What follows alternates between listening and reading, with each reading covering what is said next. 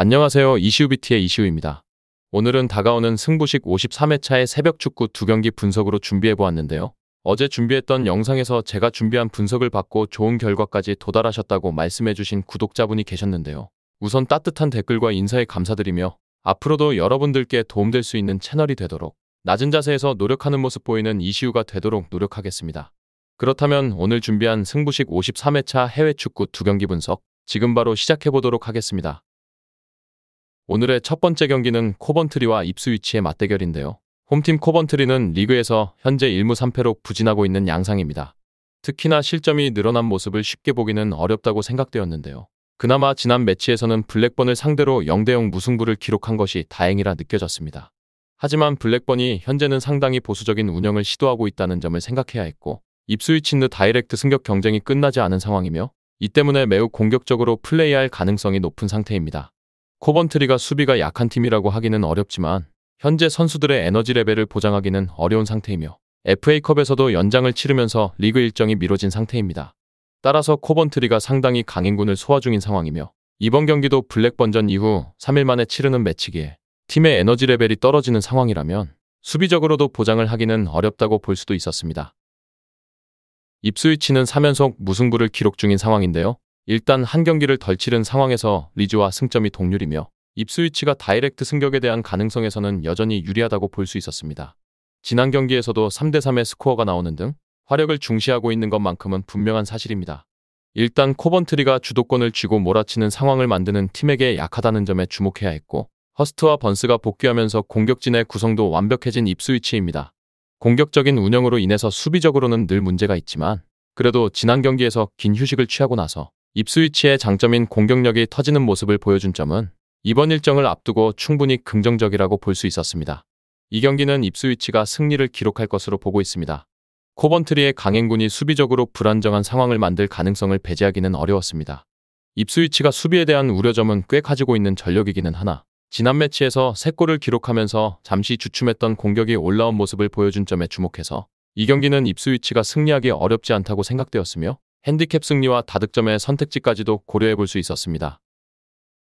다음은 바이에른 뮌헨과 레알 마드리드의 준결승 1차전입니다. 뮌헨은 지난 리그에서 프랑크푸르트를 잡아냈습니다.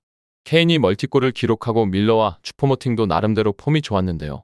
다음 시즌 챔피언스리그 조별리그 진출까지 확정지은 상황의 뮌헨입니다.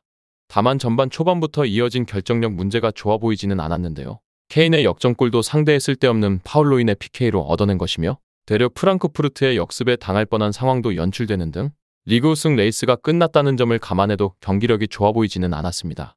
아스날과의 챔피언스리그에서는 시즌 내내 중앙지역 압박 전술을 잘 수행했는데요. 하지만 아스날은 챔피언스리그 경험이라는 면에서 바이에른 뮌헨보다 미숙했던 선수들이 다수였는데요. 레알 마드리드는 언제나 챔스에서 높은 위치에 올라가는 팀으로 경험이라는 면에서는 아스날보다 압도적인 상대라고 볼 수도 있습니다. 레알 마드리드는 지난 라운드에서 소시에다드까지 격파했습니다. 골키퍼를 케파로 출전시키고 밀리탕도 선발 출전하는 등 로테이션을 아주 강하게 돌려버렸는데요. 비록 소시에다드에게 주도권을 내주기는 했지만 결정력에서 앞서면서 승리를 기록할 수 있었습니다.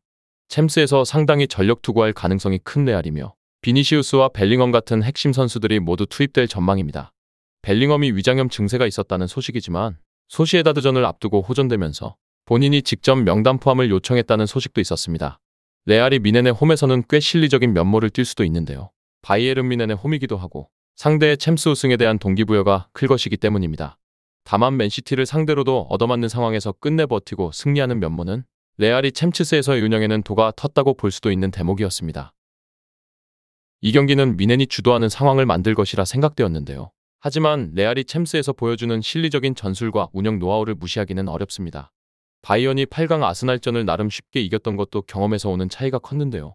레알이 이 매치에서 전력 투구를 할 가능성이 높다는 점까지 생각했을 때 레알이 승리를 기록할 전망이며 플러스 핸디캡의 접근과 저득점까지 고려해보시는 것을 권장드리도록 하겠습니다.